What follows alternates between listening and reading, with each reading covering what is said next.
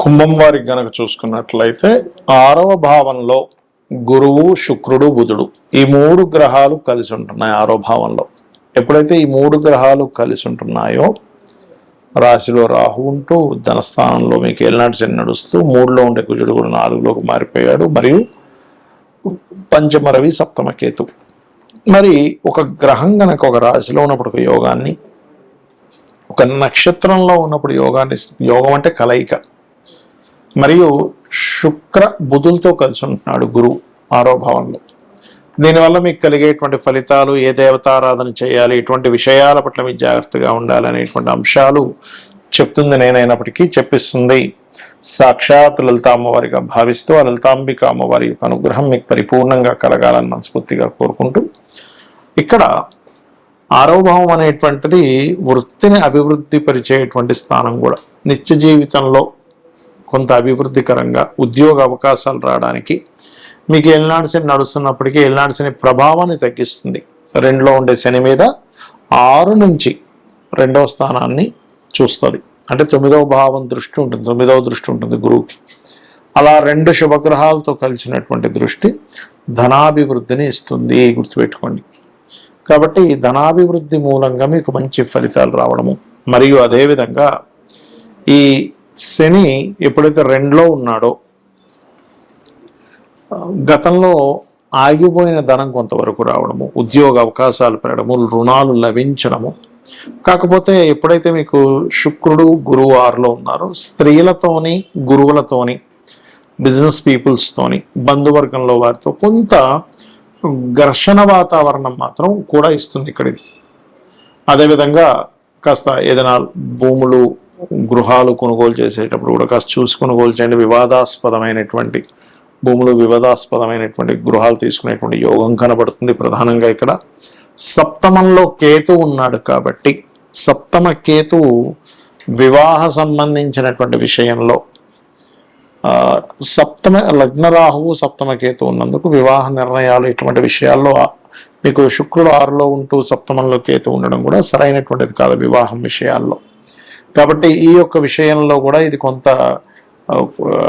డిస్ప్యూట్స్ని create చేస్తూ ఉంటుంది. కాబట్టి ఈ విషయంలో జాగ్రత్తగా ఉంటే ఎక్కువగా విష్ణు సహస్రనామాలు, సూర్య భగవానుని యొక్క ఆరాధన, గణపతి ఆలయాలకు వెళ్ళడము, గణపతి మంత్రాన్ని నిత్యము స్మరించుకోవడము, సూర్య భగవానుడికి అర్ఘ్యము వదలడము, ఇవి చేయండి. ఇవి కనుక చేస్తూ ఉన్నట్లయితే బాగుంటుంది. మరియు ఎక్కువగా అప్పులు ఉన్నటువంటి వారు ఈ సమయం ఎలా ఉంటుందంటే అప్పు లభిస్తూ ఉంటుంది 6లో ఉన్నందుకు. అంటే లోన్స్ వద్దన్నా వస్తూ ఉంటాయి, ఎవరు ఫోన్ చేస్తారేమని మీకు ఇంత ఎలిజిబిలిటీ ఉంది, అంత ఎలిజిబిలిటీ ఉంది, మీరు క్రెడిట్ కార్డు తీసుకోండి, అది తీసుకోండి, ఇది తీసుకోండి అంటూ ఉంటారు. ఆ రకంగా 6వ భావంలో ఉండేటువంటి గ్రహాలు మీకు ప్రధానంగా ఇక్కడ ధనయోగాన్ని ఇస్తున్నాయి. కాబట్టి ఈ యొక్క విషయాలని ఈ విషయాలు ఏవైతే ఉన్నాయో మీకు మరింత అప్పు సంబంధించిన విషయంలో వచ్చినా సరే ఇబ్బంది కలగకుండా ఉండాలి అంటే మీరు ఓం అపర్ణాయై నమః అనే మంత్రం చేయండి. ధనపరమైనటువంటి విషయంలో మరింత అభివృద్ధి కలగాలి అంటే ఓం ధర్మాధ్యక్ష, ధనాధ్యక్ష, ధనధాన్య వివర్ధిని అయిన మహామంత్రం చేయండి అనే విధాలు బాగుంటుంది. మనం గోచారంలో ఉండేటువంటి గ్రహాల యొక్క స్థితిగతుల గురించి మనం మాట్లాడుకున్నాం ఇప్పటి వరకు. కానీ మన జన్మజాతకంలో కూడా గ్రహ కలయిక అనేటువంటిది ఉంటుంది. అది ఎన్ని రకాలుగా ఉంటుంది అంటే మనకి ఒక గ్రహం ఒక రాశిలో ఉన్నప్పుడు రాశినాథుడిని, గ్రహాన్ని కూడా చూసుకోవాలంటే ఈ రాశి నాథుడు, ఈ గ్రహం, ఈ 2 కలిపినటువంటి ఒక యోగం ఏర్పడింది.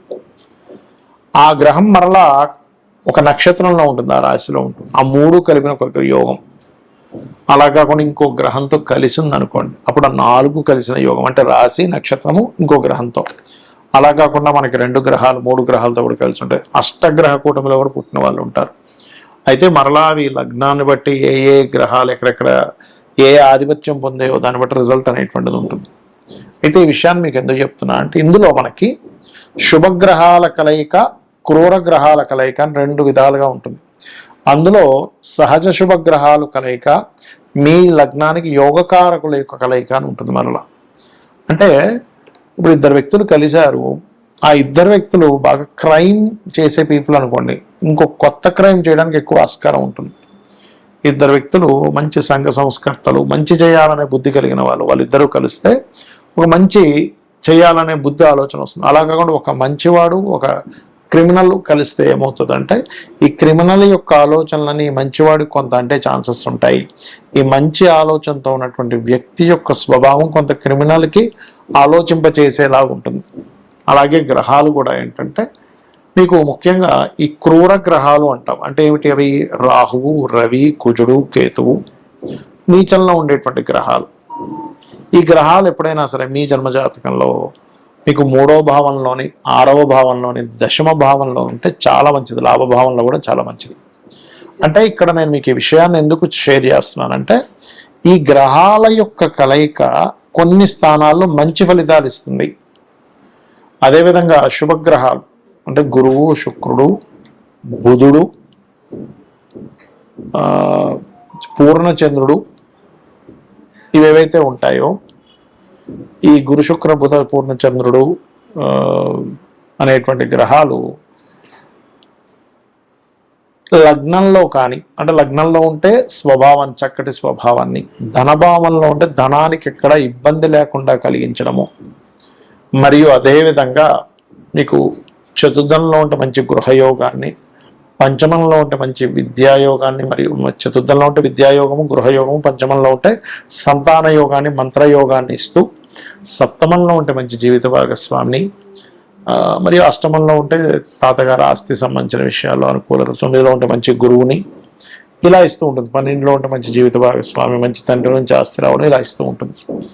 అయితే ఇక్కడ మనం అర్థం చేసుకోవాల్సింది ఆ గ్రహాలు నీచంలో, ఉచ్చంలో కూడా ఉంటాయి. ఒక్కోసారి శుభగ్రహం అయినా కూడా అది మనం చూసుకోవాలి.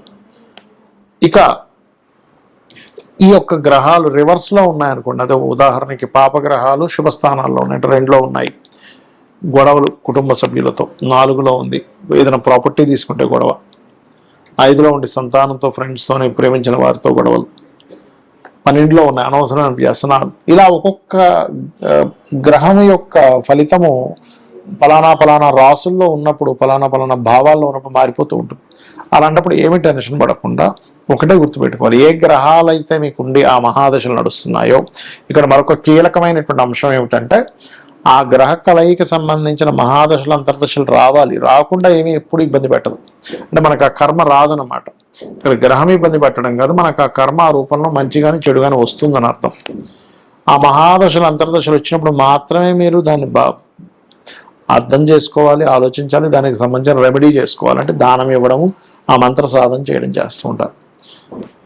సో అయితే ఈ గ్రహాలు ముఖ్యంగా మనకి 3 గ్రహాలు గోచారంలో కలిసినందుకు దేశకాల పరిస్థితుల్లో కూడా అనేకమైన మార్పులు వస్తాయి. మనం గతంలో చాలా కాలం చెప్పుకుంటున్నాం. ఏమండి, మీకు ఈ యొక్క ధనపరమైనటువంటి విషయంలో అంటే ఈ రూపీ యొక్క రూపం మారనుంది అని చెప్పుకుంటున్నాం. అటువంటి వాటివి, మరియు విపరీతమైనటువంటి వర్షాలు, విపరీతమైనటువంటి ఎండలని చెప్పుకున్నాం. అదేవిధంగా విపరీతమైన వర్షాలు, ఎండలు కూడా పెరుగుతాయి. యుద్ధ సంబంధించింది పెరుగుతుంది. మరియు ఈ ప్రయాణ సంబంధించిన విషయాల్లో జలప్రలయాలు, భూకంపాలు పెరుగుతూనే ఉంటాయి మనకి.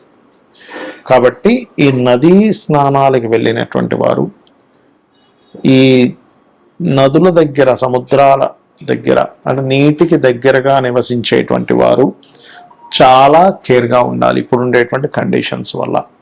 కాకపోతే 2 శుభగ్రహాలు వెళ్ళి కలిసినందుకు కొన్ని ప్రదేశాల్లో భూముల యొక్క రేట్లు పెరగడము, కొత్త వాహన సంబంధించిన విషయాల్లో కూడా కొంత అప్గ్రేడ్స్ రావడము, మరియు విద్యా సంబంధించిన విషయంలో కొన్ని ఎటువంటి మార్పులు అంటే విప్లవాత్మకమైన మార్పులు రావడము, కోర్టులు ఇచ్చేటువంటి తీర్పులు కూడా అసలు ఊహించాం. ఏంటిది ఇలాంటి తీర్పులు ఇస్తుంది ఏంటి కోర్టు అనేటువంటిది. కొన్ని సెక్షన్స్ని జనాలకు ఉపయోగపడేటువంటి కొన్ని సెక్షన్స్ ఉంటాయి. అంటే ఏంటి, రిజర్వేషన్స్ క్యాన్సిల్ అనుకోండి, ఇలాంటి హై లెవెల్లో అసలు ఎవరు డేర్ చేయలేనటువంటి ఇవి గవర్నమెంట్లు తీసుకురావడం కూడా మనకి జరుగుతుంది ఈ యొక్క గ్రహ కలయికల మూలంగా. శ్రీమాత్రే నమః.